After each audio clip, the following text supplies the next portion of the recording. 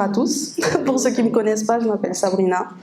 Et aujourd'hui, le message que le Seigneur a mis à mon cœur, vraiment, c'est comment il m'a amené à libérer la parole. Je sais que c'est un peu vaste, mais je pense que vous comprendrez un peu par la suite. J'avais un verset qui me venait, c'était Jean 8, 36. « Si donc le Fils vous a franchi, vous serez réellement libre. » Pour contextualiser, j'ai grandi dans une famille un peu chaotique, avec des blessures invisibles aux hommes mais qui étaient visibles à Dieu. Et très jeune, j'ai été exposée à des violences sexuelles répétées dans le cadre familial. Je n'entrerai pas dans les détails parce que le plus important aujourd'hui, c'est vraiment comment le Seigneur a révélé sa gloire dans cette épreuve-là. Du coup, pour la suite, j'ai grandi avec une noirceur dans le cœur. L'ennemi avait vraiment mis sa main sur moi. Et un autre verset qui vient, c'est Jean 10, 10. « Le voleur vient que pour dérober, égorger et détruire. » Et c'est ce que l'ennemi a essayé de faire dans ma vie. Mais pendant toutes ces années, je me suis tue. Vraiment, il m'a plongée dans un silence qui était devenu une prison pour moi. Et je me disais que ma seule échappatoire, c'était de me taire et de ne rien dire à personne. Donc du coup, il m'a fait croire que c'était de ma faute, que personne ne me protégerait, que le silence était ma seule sécurité en fait. Dans la parole, dans le psaume 34, 19, l'Éternel dit qu'il est proche de ceux qui ont le cœur brisé. Et ça, je l'ai vraiment vu. Donc le 16 février 2025, ça va faire 1 an demain, j'ai rencontré Jésus. Et je pense quand on rencontre Jésus, on se souvient réellement de cette date-là. Parce que il n'est pas seulement venu me consoler, il est venu me chercher pour me ramener dans la vérité, parce que j'ai grandi dans le mensonge. Et petit à petit, il a changé mon regard, il a remplacé les mensonges par sa vérité. Et dans Jean 8, il dit « Vous connaîtrez la vérité et la vérité vous rendra libre ». Donc du coup, pour remettre les choses, pour contextualiser encore, parce que je sais que c'est un peu flou, en février, je rencontre Jésus. En mai, changement radical, je me marie.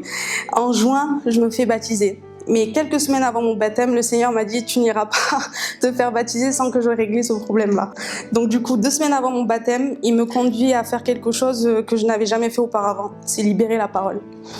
Je n'avais jamais parlé de tout cela à personne et j'avais construit ma vie sur des blessures et le silence. Et Dieu m'a montré que le silence me retenait encore prisonnière.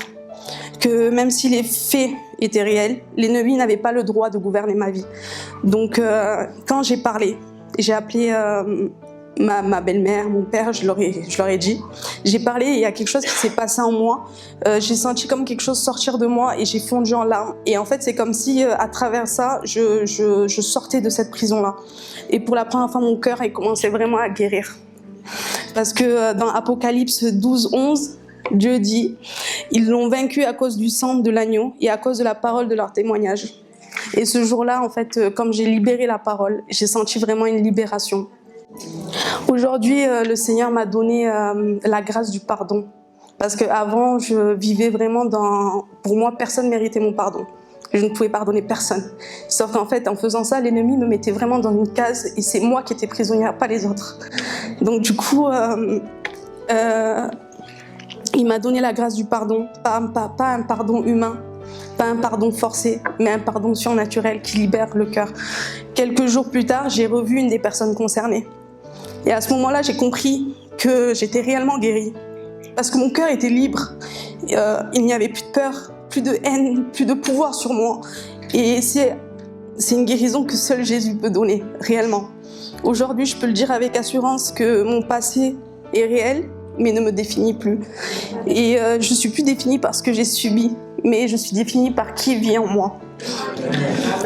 Et dans 2 Corinthiens 5, 17, Dieu dit « Si quelqu'un est en Christ, il est une nouvelle créature, les choses anciennes sont passées, voici toutes choses sont devenues nouvelles. » Alors mon message final vraiment aujourd'hui, c'est Jésus voit ce que les hommes ne voient pas, il guérit les blessures cachées. Et la libération commence quand la vérité est libérée.